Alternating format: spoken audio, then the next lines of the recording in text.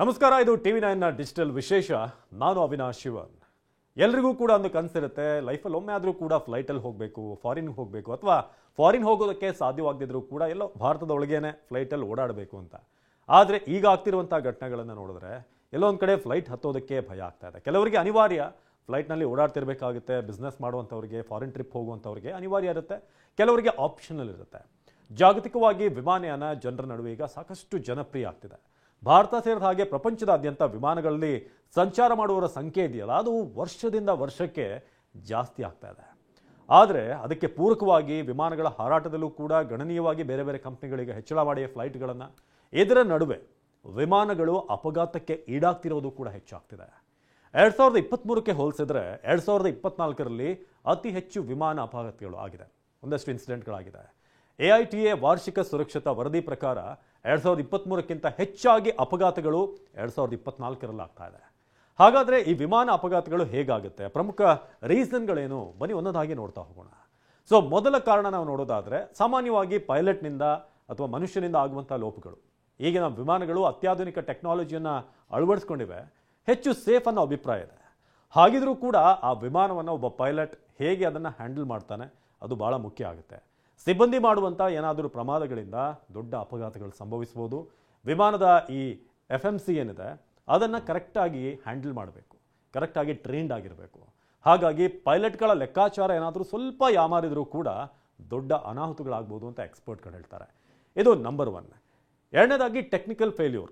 ಒಂದು ವಿಮಾನ ಅಪಘಾತಕ್ಕೆ ಒಳಗಾಗಬೇಕು ಅಂತಂದರೆ ತಾಂತ್ರಿಕ ವೈಫಲ್ಯ ಕೂಡ ಪ್ರಮುಖವಾದಂಥ ಕಾರಣ. ಒಂದು ಅಂದಾಜಿನ ಪ್ರಕಾರ 20% ಅನಾಹುತಗಳು, ಫ್ಲೈಟ್ ಕ್ರ್ಯಾಶ್ಗಳಾಗೋದೇ ಈ ಟೆಕ್ನಿಕಲ್ ಫೇಲ್ಯೂರಿಂದ. ಸೊ ಹಾರಾಟದ ನಡುವೆ ಇಂಜಿನ್ ವಿಫಲ ಆಗೋದು, ಲ್ಯಾಂಡಿಂಗ್ ಗೇರ್ ಸಮಸ್ಯೆ, ಹೈಡ್ರಾಲಿಕ್ಸ್ನಲ್ಲಿ ಏನಾದರೂ ಸಮಸ್ಯೆ ಬಂದರೆ, ಅಥವಾ ಇನ್ನಷ್ಟು ಈ ಟೆಕ್ನಿಕಲ್ ಫೇಲ್ಯೂರ್ಗಳಾದರೆ ದೊಡ್ಡ ಅನಾಹುತ ಆಗ್ಬೋದು. ಇದು ಮತ್ತೊಂದು ಕಾರಣ. ಮತ್ತೊಂದು ಪ್ರಮುಖವಾದಂಥ ಕಾರಣ ಈ ವಿಮಾನ ಕ್ರ್ಯಾಶ್ ಆಗೋದಕ್ಕೆ ಏನು ಕಾರಣ ಅಂತಂದರೆ ಪ್ರತಿಕೂಲ ಹವಾಮಾನ. ಭಾರಿ ಮಳೆ ಇದ್ದರೆ, ಬಿರುಗಾಳಿ ಇದ್ದರೆ, ಮಂಜು ಕವಿದಂಥ ವಾತಾವರಣ, ಮಿಸ್ಟ್, ನಿಮಗೆ ಕರೆಕ್ಟಾಗಿ ವಿಸಿಬಿಲಿಟಿ ಇಲ್ಲ ಅಂತಂದರೆ ಆಗಲೂ ಕೂಡ ವಿಮಾನಗಳು ಅಪಘಾತಕ್ಕೆ ತುತ್ತಾಗ್ತವೆ. ಪ್ರತಿಕೂಲ ಹವಾಮಾನ ಇದ್ದರೆ ಪೈಲಟ್ಗಳಿಗೆ ವಿಮಾನ ಚಾಲನೆಗೆ ಅನುಕೂಲ ಆಗೋದಿಲ್ಲ. ಸೊ ಅದಕ್ಕೆ ಬೇಕಾದಂಥ ಒಂದಷ್ಟು ವ್ಯವಸ್ಥೆಗಳಿದೆ. ಉಪಗ್ರಹ ಆಧಾರಿತ ಪಥದರ್ಶಕ ಅಂತ ಇದೆ. ಹಾಗೆ ನಿಮಗೆ ರೂಟನ್ನು ತೋರಿಸೋದಕ್ಕೆ, ಮ್ಯಾಪನ್ನು ತೋರಿಸೋಕ್ಕೆ, ಯಾವ ರೂಟಲ್ಲಿ ಹೋಗಬೇಕು, ಯಾವ್ದು ಸೇಫ್ ಇದೆ, ಅದೆಲ್ಲವೂ ಕೂಡ ಇದ್ದರೂ ಕೂಡ ಕೆಲವೊಮ್ಮೆ ಬ್ಲ್ಯಾಂಕ್ ಆಗಿಬಿಡ್ತಾರೆ ಪೈಲಟ್ಗಳು, ಯಾಕಂದರೆ ಏನು ವಿಸಿಬಿಲಿಟಿ ಇರೋದಿಲ್ಲ. ನೇಪಾಳದಲ್ಲಿ ಸಂಭವಿಸಿದಂಥ ಕೆಲ ಅಪಘಾತಗಳ ಹಿಂದೆ ಇಂಥದ್ದೇ ಪ್ರತಿಕೂಲ ಹವಾಮಾನ ಇತ್ತು. ಕಳೆದ ತಿಂಗಳು ಕೂಡ ಇಂಡಿಗೋ ವಿಮಾನ ಒಂದು ಪಠಾಣ್ಕೋಟ್ನಲ್ಲಿ ಹೋಗ್ತಿರ್ಬೇಕಾದ್ರೆ ಆಲಿಕಲ್ಲು ಬಡಿದು ಮತ್ತೆ ಒಂದಷ್ಟು ಪ್ರಕ್ಷುಬ್ಧವಾದಂಥ ಹವಾಮಾನ, ಟರ್ಬುಲೆನ್ಸ್ ಆಗುತ್ತೆ, ಅದರ ಮಧ್ಯೆ ಸಿಲುಕೊಂಡಿತ್ತು.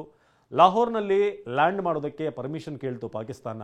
ಆದರೆ ಪಾಕಿಸ್ತಾನದವರು ಅವಕಾಶ ಕೊಡೋದಿಲ್ಲ.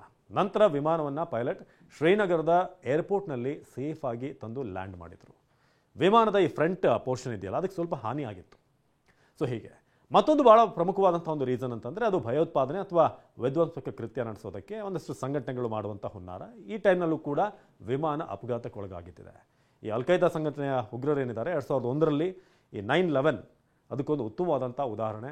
ಏನಾಯಿತು ಯುನೈಟೆಡ್ ಸ್ಟೇಟ್ಸ್ನಲ್ಲಿ. ಸೊ ರನ್ವೇ ಸಂಬಂಧಪಟ್ಟ ಹಾಗೆ ಕಾರಣಗಳಿವೆ. ರನ್ವೇಗೆ ಹಾನಿಯಾಗಿದ್ದರೆ ಅಥವಾ ವಿಮಾನ ಇಳಿಯುವಂಥ ಸಂದರ್ಭದಲ್ಲಿ ರನ್ವೇಲಿ ಏನಾದರೂ ಜಾನುವಾರುಗಳು ಅಥವಾ ಬೇರೆ ಏನಾದರೂ ವಿಮಾನ ಇರೋದು, ಇಂಥದ್ದೇನಾದರೂ ಒಂದಷ್ಟು ಡಿಸ್ಟರ್ಬೆನ್ಸ್ ಇದ್ದರೆ, ದೊಡ್ಡ ವಸ್ತಿರೋದೇನಾದರೂ ಪೈಲಟ್ ಗಮನಕ್ಕೆ ಬಾರದೆ ಹೋದರೆ ಆಗಲೂ ಕೂಡ ಫ್ಲೈಟ್ ಕ್ರ್ಯಾಶ್ ಆಗೋದು ಖಚಿತ. ಟೇಕ್ ಆಫ್ ಸಂದರ್ಭದಲ್ಲಿ ವಿಮಾನದ ಈ ಬ್ಯಾಕ್ ಪೋರ್ಷನ್ ಏನಿರುತ್ತೆ, ನಾವು ವಿಮಾನದ ಬಾಲ ಅಂತ ಏನು ಕರಿತೀವಿ, ಅದೇನಾದರೂ ರನ್ವೇಗೆ ಉಚ್ಚೋದು, ಇಳಿದಂಥ ಸಂದರ್ಭದಲ್ಲಿ ವಿಮಾನ ಕಂಟ್ರೋಲ್ಗೆ ಸಿಗದೆ ರನ್ವೇನಿಂದ ಪಕ್ಕಕ್ಕೆ ಜಾರೋದು, ಸರಾಗವಾಗಿ ವಿಮಾನ ಇಳಿಯೋದಕ್ಕೆ ಸಾಧ್ಯವಾಗದೇ ಇರೋದು, ಅಥವಾ ಈ ಹಾರ್ಡ್ ಲ್ಯಾಂಡಿಂಗ್ ಅಂತ ಕರೀತಾರೆ. ಸೊ ಅದು ಕೂಡ ಅಪಘಾತಕ್ಕೆ ಕಾರಣ ಆಗ್ಬೋದು. ಇನ್ನೊಂದು ಬಹಳ ಅಪರೂಪದ ಸಂದರ್ಭದಲ್ಲಿ ಕೆಲವೊಮ್ಮೆ ಆಗಿದ್ದಿದೆ ಇದು. ವಿಮಾನ ವೇಗವಾಗಿ ಹಾರಾಡುವಂಥ ಸಂದರ್ಭದಲ್ಲಿ ಎದುರಿನಿಂದ ಏನಾದರೂ ವಸ್ತು ಬಂದು ಆ ಫ್ಲೈಟ್ಗೆ ಸ್ವಲ್ಪ ಬಡಿದರೂ ಸಾಕು, ಆಗ ದುರಂತಕ್ಕೆ ಕಾರಣ ಆಗ್ಬೋದು. ಎತ್ತರದ ಆಗಸದಲ್ಲಿ ಹಾರಾಡುವಂಥ ಹಕ್ಕಿಗಳು ಕೂಡ ವಿಮಾನಕ್ಕೆ ಡಿಕ್ಕಿ ಹೊಡೆದು ವಿಮಾನಕ್ಕೆ ಹಾನಿ ಮಾಡಿರುವಂಥ, ಇಂಜಿನ್ ಫೇಲ್ಯೂರ್ಗೆ ಕಾರಣ ಆಗಿರುವಂಥ ಅನೇಕ ಎಕ್ಸಾಂಪಲ್ಗಳಿವೆ. ಸೊ ಹೀಗೆ ಹಲವಾರು ರೀಸನ್ಗಳಿದೆ ವಿಮಾನ ಈ ಥರ ಒಂದು ಅಪಘಾತಕ್ಕೆ ತುತ್ತಾಗೋದಕ್ಕೆ. ಅದೆಲ್ಲವೂ ಕೂಡ ನಿಮ್ಗೆ ಹೆಚ್ಚಿನ ಡೀಟೇಲ್ಸ್ ಬೇಕಾದರೆ ಬ್ಲ್ಯಾಕ್ ಬಾಕ್ಸ್ ಮೂಲಕ ಗೊತ್ತಾಗುತ್ತೆ. ಸೊ ಬ್ಲ್ಯಾಕ್ ಬಾಕ್ಸ್ನಲ್ಲಿ ಎರಡು ರೀತಿಯಾಗಿರುತ್ತೆ. ಒಂದು ವಾಯ್ಸ್ ರೆಕಾರ್ಡರ್, ಕಾಕ್ಪಿಟ್ನಿಂದ ಏನೇನೆಲ್ಲ ಸಂಭಾಷಣೆ ಆಗ್ತಿತ್ತು, ಕಮ್ಯುನಿಕೇಷನ್ ಆಗ್ತಾ ಇತ್ತು, ಅದನ್ನು ರೆಕಾರ್ಡ್ ಮಾಡ್ತಾ ಇರುತ್ತೆ. ಮತ್ತೊಂದು ಕಡೆ ಓವರಾಲ್ ಈ ಟೆಕ್ನಿಕಲಿ ಏನೇನು ವಿಮಾನದಲ್ಲಿ ಆಗ್ತಾ ಇರುತ್ತೆ ಅದೆಲ್ಲದರ ಬಗ್ಗೆ ಕೂಡ ರೆಕಾರ್ಡ್ ಆಗ್ತಾ ಇರುತ್ತೆ. ಇದೆಲ್ಲವೂ ಕೂಡ ಇನ್ಫಾರ್ಮೇಷನ್ಗಳು ಆ ಒಂದು ಬ್ಲ್ಯಾಕ್ ಬಾಕ್ಸ್ನಲ್ಲಿರುತ್ತೆ. ಎಂಥದ್ದೇ ಪ್ರತಿಕೂಲ ಟೆಂಪರೇಚರ್, ಎಂಥದ್ದೇ ಇಂಟೆನ್ಸಿಟಿ ಇದ್ರೂ ಕೂಡ ಈ ಬ್ಲ್ಯಾಕ್ ಬಾಕ್ಸ್ ಮಾತ್ರ ಟೈಟಾನಿಯಂನಿಂದ ಮಾಡಿರೋದ್ರಿಂದ ಯಾವುದೇ ರೀತಿ ಸಮಸ್ಯೆ ಆಗಲ್ಲ. ಸೊ ಬ್ಲ್ಯಾಕ್ ಬಾಕ್ಸನ್ನು 1950ರಲ್ಲಿ ಕಂಡು ಹಿಡಿಯಲಾಯಿತು. ಆರಂಭದಲ್ಲಿ ಕೆಂಪು ಬಣ್ಣದಲ್ಲಿತ್ತು ಅನ್ನೋ ಮಾಹಿತಿ ಇದೆ. ಅದಾದ ನಂತರ ಅದನ್ನು ರೆಡ್ ಎಗ್ ಅಂತ ಕರಿತಾ ಇದ್ರು ಮೊದಲು. ಸೊ ಅದಾದ ನಂತರ ಇದು ಬ್ರೈಟ್ ಆಗಿ ಕಾಣಬೇಕು. ಎಲ್ಲಾದರೂ ಒಂದು ವಿಮಾನ ಪತನ ಆಗಿ ಕ್ರ್ಯಾಶ್ ಆಗಿದೆ, ಬ್ಲಾಸ್ಟ್ ಆಗಿದೆ, ಎಲ್ಲಿ ನೋಡಿದ್ರು ಕೂಡ ಸುಟ್ಟು ಕರಕಲಾದಂಥ ಒಂದು ದೃಶ್ಯಗಳು ಕಂಡು ಬರುತ್ತೆ, ಡೆಬ್ರಿಸ್ ಇರುತ್ತಲ್ಲ ಅದು. ಸೊ ಆಗ ನಿಮಗೆ ನೀಟಾಗಿ ಅದು ಕಾಣಬೇಕು ಅಂತಂದರೆ ಒಂದು ಬ್ರೈಟ್ ಆರೆಂಜ್ ಕಲರಲ್ಲಿ ಇರಬೇಕು, ಕಿತ್ತಳೆ ಬಣ್ಣದಲ್ಲಿ ಇರಬೇಕು ಅಂತ ಅದನ್ನು ಬಣ್ಣವನ್ನು ನಂತರ ಚೇಂಜ್ ಮಾಡಲಾಗುತ್ತೆ. ಬ್ಲ್ಯಾಕ್ ಬಾಕ್ಸ್ ಅಂದ್ಕೂಡಲೇ ಬ್ಲ್ಯಾಕ್ ಆಗಿರೋಂಥ ಪೆಟ್ಟಿಗೆನ ಕಪ್ಪಗಿರುತ್ತಾ ಅಂತ ನಿಮ್ಗೆ ಅನಿಸ್ಬೋದು, ಬಟ್ ಇಲ್ಲ, ಭಾಳ ಬ್ರೈಟ್ ಆದಂಥ ಕಿತ್ತಳೆ, ಪ್ರಕಾಶಮಾನವಾದಂಥ ಕಿತ್ತಳೆ ಬಣ್ಣದಲ್ಲಿ ಈ ಒಂದು ಬ್ಲ್ಯಾಕ್ ಬಾಕ್ಸ್ ಇರುತ್ತೆ. ಸೊ ಅದರಲ್ಲಿ ಕಂಪ್ಲೀಟ್ ಇನ್ಫಾರ್ಮೇಷನ್, ಏನು ಟೆಕ್ನಿಕಲ್ ಫೇಲ್ಯೂರ್ ಆಗಿದೆ, ಕೊನೆಯ ಸಂದರ್ಭದಲ್ಲಿ ಏನೆಲ್ಲ ಪೈಲಟ್ ಹೇಳೋಕೆ ಪ್ರಯತ್ನ ಪಟ್ಟಿದ್ದಾರೆ, ಇದೆಲ್ಲವೂ ಕೂಡ ರೆಕಾರ್ಡ್ ಆಗಿರುತ್ತೆ. ಒಂದು ಕ್ರ್ಯಾಶ್ಗೆ ಕಾರಣ ಏನು ಅಂತ ಈ ಬ್ಲ್ಯಾಕ್ ಬಾಕ್ಸ್ ತಿಳಿಸುತ್ತೆ.